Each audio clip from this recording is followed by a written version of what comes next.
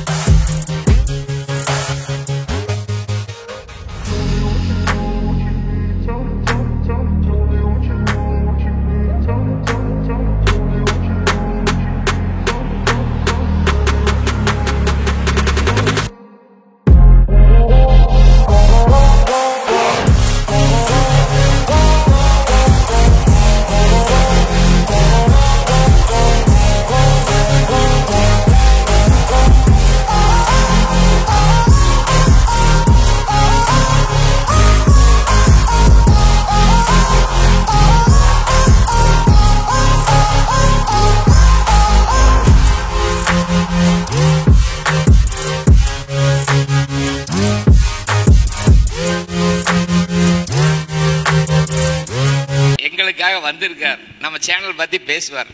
தலைவரோட விசுவாசம் சார். அதாவது நம்ம Chennai trending Tamil YouTube channel நம்ம ராஜு சார் நடத்துகிறாரு. ஆக்சுவலாக நான் எப்படி எம்ஜிஆர் ரசிகர் ஆனேன் அப்படின்னு பார்த்தீங்கன்னா, எங்கள் அப்பா வந்து தீவிர எம்ஜிஆர் ரசிகருங்க. அப்போ அடிமை பெண் நிறைய படமாக போட்டு பார்ப்பார். அவர் கூட சேர்ந்து நாங்கள் அந்த படங்கள்லாம் பார்ப்போம். ஸோ அதில் வந்து பார்த்திங்கன்னா ரொம்ப ஒரு எம்ஜிஆர் மேலே ஒரு ஈர்ப்பு அது ஒரு பக்கம் இருக்குது. பேசிக்காகவே எம்ஜிஆர் வந்து ரொம்ப பிடிங்கன்னு வைங்களே. இப்போ கூட லேட்டஸ்ட்டாக விஜய் சார் பார்த்துருக்கேன். எந்த இதுலையும் பார்த்தீங்கன்னா அப்படியே எம்ஜிஆர் சாரோட பாணி அப்படியே ஃபாலோ பண்ணுற மாதிரி தெரியுது. நிறைய பேர் எம்ஜிஆர் ஆகணும்னு நினைக்கிறாங்க, பட் எம்ஜிஆர் மாதிரி யாரும் ஆக முடியாது. நம்ம இந்த சென்னை ட்ரெண்டிங் தமிழ் வந்து பார்த்திங்கன்னா திருப்பி ஒன்று விஷயம் சொல்கிறேன் சார். எலும்பு நரம்பு சதை எல்லாத்துலேயும் எம்ஜிஆர் மேலே ஒரு பற்று, ஒரு வெறி ஊறி போன ஒரு நபர்னால தான் இந்த மாதிரி மறைந்த எம்ஜிஆர் மேலே இன்னும் அன்பாக இருக்க ஒரு நபரால் தான் இது பண்ண முடியும். அதை நம்ம CTT Chennai trending Tamil YouTube channel நடத்துகிற நம்ம ராஜு சார் வந்து அதை அப்படியே ஃபாலோ பண்ணுறாரு. இன்னமும் நிறைய அரசியல் கட்சி தலைவர்கள் வந்து பார்த்திங்கன்னா நிறைய பேர் ட்ரை பண்ணுறாங்க எம்ஜிஆர் ஆகணும்னு. கண்டிப்பாக தலைவர் மாதிரி யாரும் ஆக முடியாது சார். நான் வந்து ஒரு பேசிக்காக பிசியோதெரப்பி மருத்துவர், நான் வந்து ஒரு டாக்டர். என்னோடய பேஷண்ட்டை ட்ரீட்மெண்ட் பண்ணுறப்ப ஒரு பேஷண்ட்டுக்கு 1 மணி நேரம் ஆகும். அப்போ நிறைய நோயாளிகளை நம்ம சிகிச்சை அளிக்கிறப்ப அவங்க அப்படி பேசுகிறப்ப நம்ம தலைவரை பற்றி சொல்கிறப்பெல்லாம் புல் அரிக்கும் பார்த்துக்குங்க. அப்படியே கழுத்தில் போட்டிருக்க சால்வியை கூட எடுத்து கொடுத்துருவாராம். இந்தா இந்தா இந்தா இந்தா கொடுத்துக்கிட்டே தான் இருப்பாராங்க. ஆக்சுவலாக வந்து பார்த்திங்கன்னா அவ்வளோ ஒரு ஹெல்பிங் டெண்டன்சி. அது நம்ம தலைவர் மாதிரி யாரும் வர முடியாது. இன்னொன்று சொன்னாங்க, பிச்சை எடுத்த நபரை கூட மினிஸ்டர் ஆக்குனாரு, அவர் செய்யாத உதவி கிடையாது. அது மட்டும் இல்லாமல் மதுரை ஜிஹெச்சில் வந்து பார்த்திங்கன்னா கக்கன் வந்து படுத்திருப்பார் வேலை. அவர் வந்து எக்ஸ் மினிஸ்டர். அதை பார்த்த உடனே எம்ஜிஆர் வந்து பார்த்திங்கன்னா மனம் இறங்கி இந்த மாதிரி ஒவ்வொரு நோயாளிகளும் நம்ம தலைவரை பற்றின ஒரு எக்ஸ்பீரியன்ஸை வந்து ஷேர் பண்ணுறாங்க. ஸோ அப்பேற்பட்ட தலைவரை எம்ஜிஆரை வந்து பார்த்திங்கன்னா நம்ம ராஜு சார் விடாமல் யூடியூப் சேனல் மூலியமாக அந்த எம்ஜிஆர் சம்மந்தப்பட்ட பதிவுகளை பதிவிடுறது இன்னமும் வந்து பார்த்திங்கன்னா எம்ஜிஆர் இறந்ததுக்கப்புறமும் உயிரோடு தான் வாழ்ந்துக்கிட்டு இருக்காரு. அதுக்கு காரணம் இந்த மாதிரி நிறைய சப்போர்ட்டர்ஸ். இதெல்லாம் பார்க்குறப்ப ரொம்ப சந்தோஷமாகவும் பெருமையாகவும் இருக்குது. முந்தா நேற்று கூட நான் ட்ரீட்மெண்ட் பண்ண ஒரு பேஷண்ட் சொன்னாங்க, எம்ஜிஆர் சார் வந்து அவ்வளோ ஹெல்பிங் டெண்டன்சியாக கிட்டத்தட்ட வந்து பார்த்திங்கன்னா ஒரு 3 பேருக்கு பிரச்சனையா, அது எப்படி இவர் ஹேண்டில் பண்ணுறாருன்னு. ஆக்சுவலாக நாகேஷ் சாரோட தேட்டர் வந்து விலைக்கு வைக்கிற லெவல் போயிருச்சான். நாகேஷ் சார் தேட்டரை விலைக்கு வைக்கிறதுக்காக சிவாஜி கணேசன் சார்கிட்ட பேசியிருந்தாராம். அட்வான்ஸ் 75 லட்சம் சொல்லி ஏதோ அட்வான்ஸ் போட்டிருப்பாங்க விலை. இன்னொரு அமைச்சர், அது பேரை சொல்ல விரும்பல, அவர் 1 கோடி ரூபாய்க்கு பேசி முடிச்சிருக்காராம். இந்த பிரச்சனை வந்து என்ன ஆகுதுன்னா, உடனே சிவாஜி கணேசன் சார் எம்ஜிஆர்கிட்ட போய், சார் இந்த மாதிரி நாகேஷ் தேட்டரை எனக்கு வைக்கிறோம்னு சொல்லிட்டு இப்போ வேற ஒரு அமைச்சர்கிட்ட 1 கோடினோடனே அந்த பக்கம் மாறிட்டாரு, அந்த மாதிரி சொல்லியிருப்பார் விலை. உடனே எம்ஜிஆர் வந்து 3 பேரை வர சொல்லியிருக்கார் விலை. ஏப்பா நாகேஷ் எதுக்கு நீ தேட்டரை வைக்கணும் அப்படின்னு கேட்டாங்க. இல்லை சார் கஷ்டமாக இருக்குன்னாங்க. சரி ஓகே, நீ கொடுத்த காசை நீயே வச்சுக்க, ஒன்றும் பிரச்சனை இல்லை. அதுக்கப்புறம் என்ன பண்ணாரா, கஷ்டப்பட்டு நீ இந்த சினிமாவில் வந்து சம்பாரித்து கட்டின தேட்டரு அதை நீ விற்க வேணாம் அப்படின்னு சொல்லிட்டாராம். அதுக்கப்புறம் வந்து அமைச்சரை கூப்பிட்டாராம். நீ எப்படி உனக்கு இந்த தேட்டரை விலை கொடுத்து வாங்குற அளவு உன்கிட்ட ஏது பணம் அப்படின்னு கேட்டாராம். அவர் அப்படியே திக்குமுழுக்காகி போயிட்டாராம். உடனே என்ன பண்ணிட்டாங்க, இந்த பணத்தை நீயே வச்சுக்க அப்படின்னு அவர் அமைச்சிட்டாராம். சிவாஜி கணேசன் சாருக்கு வேற ஒரு தேட்டரை பேசி முடிச்சு கொடுத்துட்டாராம். 3 பேர் சார் பிரச்சனையை மாற்றிட்டாராம். அந்த அமைச்சரை என்ன பண்ணாராம், அவர் வேற ஒரு துறை, அதாவது வந்து பார்த்திங்கன்னா ஒரு நல்ல துறைக்கு மாற்றி விட்டாராம். 3 பேருக்குமே மனசு கோணாத மாதிரி நடந்துக்கிட்டாராம். இது மாதிரி நிறைய மக்கள் வந்து பார்த்திங்கன்னா ஒரு இப்போ கூட சார் ஒருத்தர் சொன்னார், எனக்கு எம்ஜிஆரை தான் ரொம்ப பிடிக்கும், தலைவரை தான் ஃபஸ்ட்டு பிடிக்கும் அப்படின்ற மாதிரி. ஸோ இன்னமும் வந்து பார்த்திங்கன்னா எம்ஜிஆரோட அவர் பண்ணுற ஸ்டைல் தமிழ்நாட்டிலே வந்து பார்த்திங்கன்னா ஒரு பெரிய அசைக்க முடியாத, இன்னமுமே எம்ஜிஆர் மாதிரி யாரும் வர முடியாது. கடைசி முடிய பார்த்திங்கன்னா முதலமைச்சராக இருந்தார். ஸோ என்ன ஒரே ஒரு கவலை அப்படின்னு பார்த்திங்கன்னா, அவருக்கு இன்னும் குழந்தைங்கள் இருந்து அந்த எம்ஜிஆரோட சந்ததிகள் அப்படியே வந்துக்கிட்டே இருந்தால் ஒரு ஹாப்பியாக இருந்திருக்கும். அது ஒன்று தான் நம்மளுக்கு உள்ள மனக்குறை. ஒருவேளை ரொம்ப ஒரே சூரியன் அப்படின்ற மாதிரி ஒரே எம்ஜிஆர், அதுக்கப்புறம் வேறு யாரும் இருக்க மாட்டாங்கன்ற மாதிரி ஆயிடுச்சோ என்னமோ. ஸோ வந்து பார்த்திங்கன்னா இந்த விழாவில் கலந்துக்கிறதுல ரொம்ப சந்தோஷப்படுறேன்.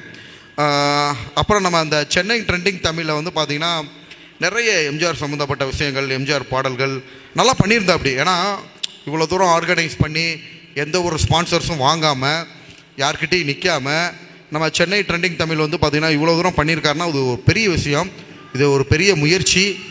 ஸோ இன்னும் நெக்ஸ்ட் இயர்ஸில் நடக்கிறப்ப இதை விட ஒரு பெரிய ப்ரோக்ராமாக இருக்கணும் அப்படின்றத இறைவனை நம்ம பிரார்த்தனை பண்ணிக்கிறோம். கண்டிப்பாக எம்ஜிஆரோட பாலிசி யாரும் வர முடியாது. இப்போ கூட பார்த்தேன் லேட்டஸ்ட்டாக விஜய் சார் மேடையில் பேசுகிறப்ப, தலைவர் எம்ஜிஆர் அவரையே கூத்தாடின்னு சொன்ன உலகம், அதுக்கப்புறம் அவர் சிஎம் ஆனார். எல்லா பேருமே உலகத்தில் எம்ஜிஆராக தான் ட்ரை பண்ணுறாங்களே, அது தப்பு கிடையாது. ஒரு பெரிய நபரை ரோல் மாடலாக எடுக்குன்னு நினைப்பாங்க. பட் அவர் வந்து என்னென்னா குடைவள்ளல் அள்ளி அள்ளி கொடுத்த ஒரு கை, அந்த கை வந்து இப்போதைக்கு யாருக்குமே வர்ற மாதிரி எனக்கு ஒன்றும் தெரியல.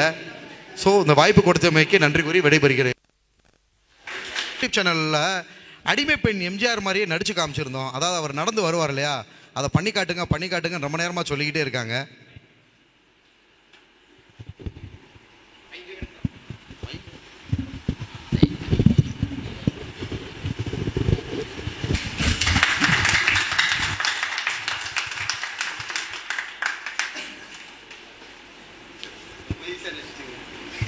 நன்றி நன்றி நன்றி அண்ணா.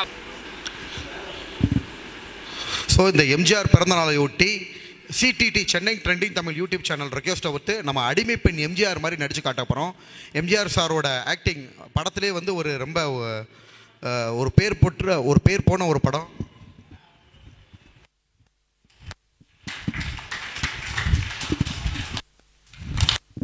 இதெல்லாம் என்ன, கீழே குனிஞ்சுக்கிட்டு கிண்ணத்திலேயே நக்கி நக்கி தண்ணியை குடிப்பார் பாருங்க, அந்த சீனெல்லாம் செம்ம நட்டிப்பானா நம்ம எம்ஜிஆர் தாங்க.